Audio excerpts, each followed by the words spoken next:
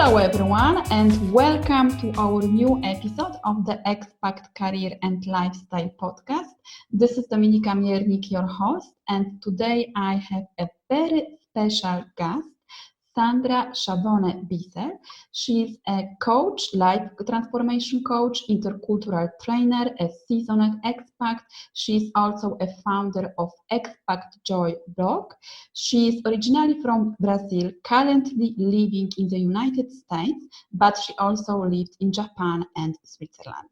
So, hello Sandra, thank you for being with us today. It's a pleasure being here. Thanks for inviting me. You're welcome. It's a pleasure to have you. So please tell us more about you, your international journey, and what are you doing? All right, so I'll make it really short because it is a long story. So I'm originally from Brazil, as Dominika said, and I grew up cross-culturally because I'm half Japanese and half Italian, born and raised in Brazil. And I got married to TCK, a third culture kid, who happens to be American. And we met in Japan, and I'm the mother.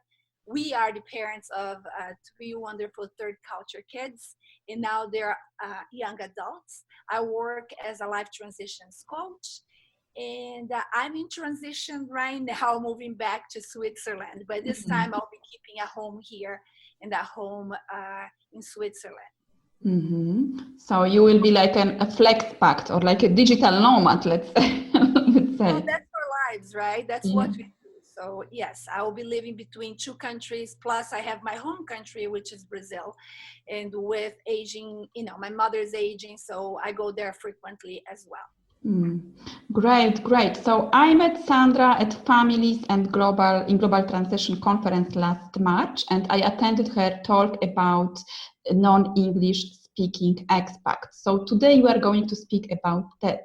So how can we thrive abroad as a non-English speaking expat? If you can share with us your insights and observation. Well, as you have observed, I'm not a native English speaker, and I have been living between, in the world of expats.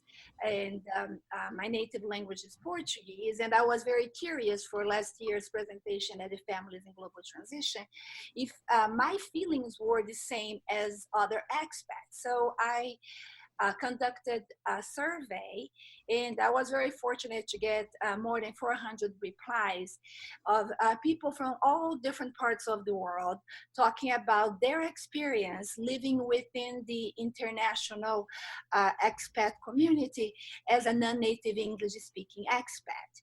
And what's the difference? The difference that they shared with me in terms of struggles, or that when they moved, they had to really be open, not only to the local community, but to the community of expats that usually, because of schools, because of going to doctors, let's say a person was moving to Japan, but didn't speak Japanese and knew a little English, and coming from Chile, so they were Spanish speakers. Upon arriving in Japan, they had to not only learn Japanese, but also try to speak in English because that was the universal language. And by doing so, they those who succeeded were those who were able to be open to the experience and put aside their fears of communicating. And I think that was one of the biggest things that I got as feedback, that courage is necessary when you're abroad, especially if you don't feel, you don't find your home abroad yet. Because if you're coming from a country such as Chile, there aren't so many Chileans living in Japan. So this person would have to then go to a community of English-speaking expats instead. Yes, so we can have like many, let's say, limiting beliefs about our accent, or like even like fear to open your mouth and speak in English, or even in any foreign language because you have an accent. So how to overcome this fear or this limiting belief that you have of your accent, let's say? Well, when we talk about limiting beliefs, of course, it's something internal. So I think, and that's what I got back from other people, is just to accept yourself first. So imagine that you're speaking in English in Japan again. I'm going to use that example. Mm-hmm. And so you have to put yourself out there, but you might not be very sure about your abilities of speaking that language. You may be feeling that you're different because you have an accent. So of course, the best way to approach the situation is to just do it. However, we are humans and we have fear. So what to do in that situation? First of all, accept that you are in a new situation and you are doing more than most people around you, right? You are trying to speak, in the case of the Chilean living in Japan, in two different and new languages to you. So accept that it's new and you're not going to be perfect. So put aside the need of perfection and then move on into putting yourself out there, putting yourself into situations where you can communicate with people and focus on the communication and not on how perfect you're communicating. Yeah, so it's like overcoming this perfection, yeah, and like focusing more on, yeah, what you have to communicate about your message and being clear about that. So what are like, we can talk about like successful traits of non-English speaking expats. So what are those traits, like based on your survey? So the first one, of course, is to be open to the situation, to be able to accept where you are and put yourself out there. You also have to go back to the person you are. And how can I explain this? But let's say it always goes back to ourselves, right? So if you put yourself in a new situation, but you decide that you will try to be like others, you're most likely not going to succeed. Having courage. So when we are abroad, just by going abroad, of course, we are already taking a big step. We are putting ourselves out of our comfort zone. And therefore embrace the situation and do it more frequently and do it more times, so your performance will eventually reflect your efforts. Yes. So sometimes we can also like be scared of like negative comments that we can hear from other people about our accent. So they can be even like funny comments, like funny comments about how we speak. So how to like overcome, because this can like stop us, even with, for example, we are looking for a new job in a foreign country or English speaking country, or even like starting a business, even like doing videos on Facebook, and you are not speaking in your language. So you can be afraid like of negative comments. So how to overcome this fear of being criticized?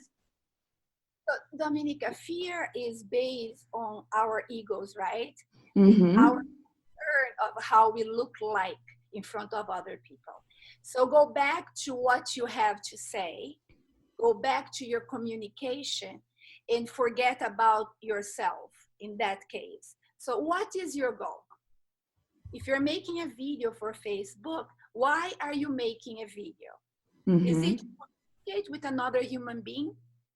If that's the goal, how you deliver it is unimportant. Of course, I'm not taking away the importance of practicing.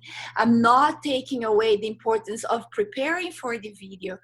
But after you've done your homework, after you've done your best, just do it again. We go back to that first thing I just said.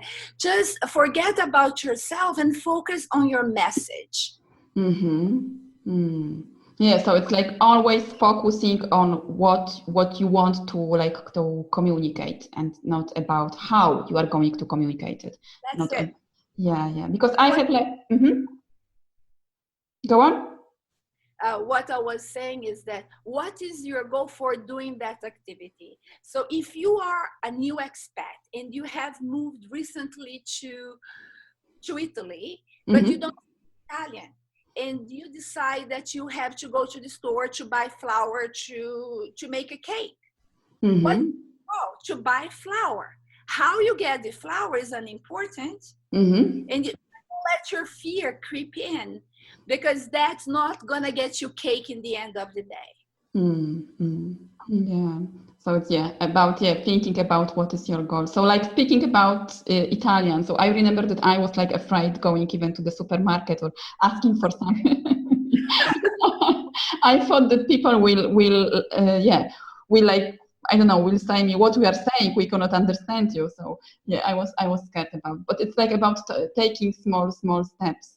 Yes. And I have one thing that you just said. Oh, when I was in Italy in the beginning, I wanted to do something, and I was worried about what other people would think if I asked them. So there's a little secret, and we all know that, but we forget from time to time. All of us, we are very concerned about ourselves.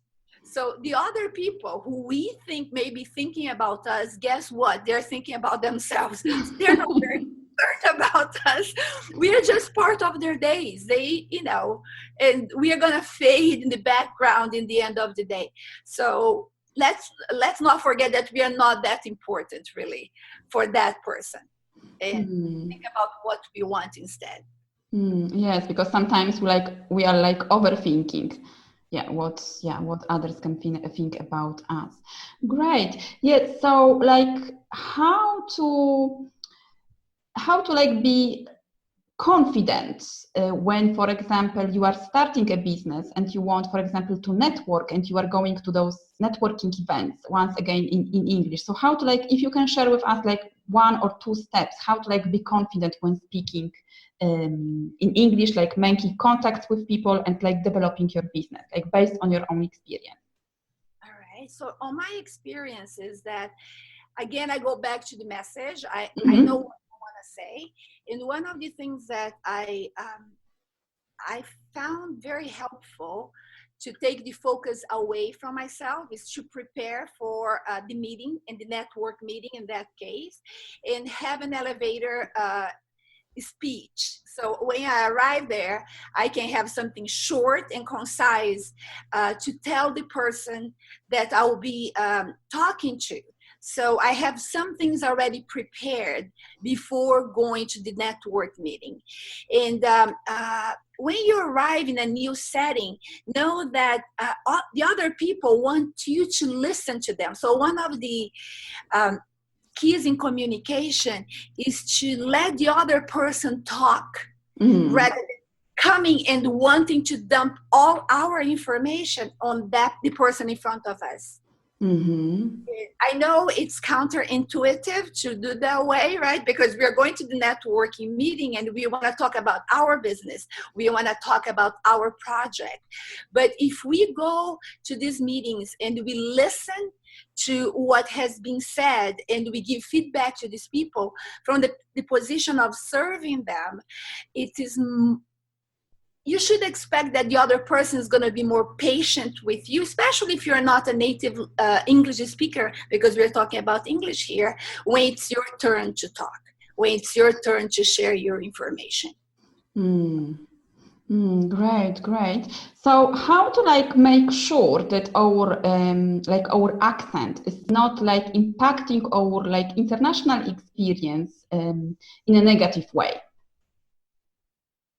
So I think our ability, imagine that if you speak many languages, I'm aware of it, and there's so many people who only speak one language. So if it's a trick that you can play with your mind, because our mind is something that makes us behave in one way or another. You talked about confidence. If you're speaking more than your mother tongue, you're speaking more languages than the people around you in most circumstances. Not with you, Dominic, I know. But with most Because if you're speaking, you already speak your mother tongue, and you're speaking one extra language, you're already ahead, regardless of how you feel. So that can be a boost for your self-esteem. And in terms of confidence, again, it takes practice. So start small. Go and do I told one of my clients, she wasn't very sure about talking to strangers because she was in a new country. Said, well, you go to I used the supermarket. She was a at-home person, a woman. I said, go to the supermarket and ask people questions about the products on the shelf. It's a tiny little task that you can give yourself. So you can go to the park and you can talk to people who have dogs if you have a dog. So create opportunities to talk and build, it's building blocks. So you start with the person at the park, and then you talk at the person at the drugstore, and eventually you go to your network meetings and you give your speeches, regardless if you have an accent or not. Yeah, so it's like taking those small steps, and as you said, like creating opportunities for you to speak and practice.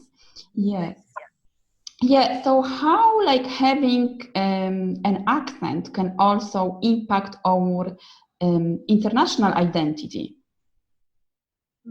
That's a very good question. And can you share something personal? Of course, yeah. So look at me, right? So I look pretty Asian. My outside is very Asian, right? So I'll share with you an experience. I was living in California, and I would go to Starbucks, and there was this the person who made the coffee, who kept looking at me every single day for a whole week. I'm like, what a weird guy. He happened to be Asian as well. And I'm like, I'm not going to say anything. I'm going to get my coffee and walk out. And eventually, after a week, he stopped and asked me, where are you from? I can't figure it out, because your accent doesn't fit your face. It doesn't fit your persona. And he had gone through the whole trouble of trying to figure out where I came from. But my accent was, for him, sounded like French, but he knew Asia well. So he was like, oh, you're too young to be from Vietnam. People who spoke French as their first language tend to be older than you. So my point in terms of identity is that, yes, our accent is something to be proud of, because it brings the story of who we are as a person. When I speak, if you close your eyes and you're familiar with Brazilians speaking, I speak like a Brazilian. But if you open your eyes, I don't fit that profile. So our accent is part of our identity as an international person, as these global nomads we all are. And by being proud of it and knowing that's part of who we are, instead of, I love what Arianna Huffington said, and I even talked about it during the FIGT. Arianna is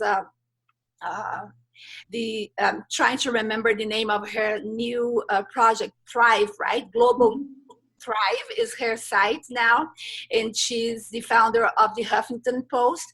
And I loved the interview I listened of her by Tim Ferriss, talking about having an accent, that for many years she was unsure about her accent but proud of it at the same time. And once her ex-husband asked her if she wanted to reduce it, do some sort of training to reduce her accent, she ended up divorcing that person and keeping her accent, because our accent is what it is. Yes, you can make it important to change aspects of it if it's necessary and doable. Some people can change it, some people can't. But the importance is the communication. So if the person in front of you can understand you, regardless of your accent, it's something that I choose to be proud of. And if it impacts your communication, perhaps you want to change it. Because remember, the goal is to communicate, right? And not if you have an accent or not. Beautiful. So what was like your biggest challenge in your international experience, and how did you overcome it? Are you asking regards to my accent or life in general? Life in general, yeah. Okay, so my biggest challenge. I think the biggest challenge for me is always when I move from one place to another place, is the starting part of it, because I don't know many people. Mm-hmm. So the way I solve this big challenge, I love people. I love talking and going out with people and being involved with projects. So the first few months can be a little bit of a challenge until I find more roots and I find more connections. And that's the moment I choose to hit networking groups. It can be a new gym, it can be a group of women who go hiking, for instance, in Switzerland, or people who go cooking or learn a new skill. So that's how I solve it. So I gave you both. So it's always the sense of feeling alone. So community is very important for me. And it tends to bring me more joy as I move from one place to another. Great. Yeah, so it's like creating community and then adapting yourself to the new place or to the new country. Yes. Yeah, great. So thank you very much, Sandra, for sharing all your tips and your experience with us. So tell us more, where can we find information about you? And I also know that you have a fantastic free gift for our listeners. Yes. You can find more information about Expat Joy on expatjoy.com, and as a life transitions coach, you can go to sandrabissell.com. And the gift I'm offering you is an energy leadership assessment. It's a fabulous way to find out how your attitude, when I say energy, please equate that to your attitude, how your attitude may be impacting your success or lack of success during your international life. So you can contact me by sending me an email to Sandra at expatjoy.com or talking to Dominica. Great. Thank you very much for sharing that and for being with us today. Thank you very much for listening. So let us know. My pleasure.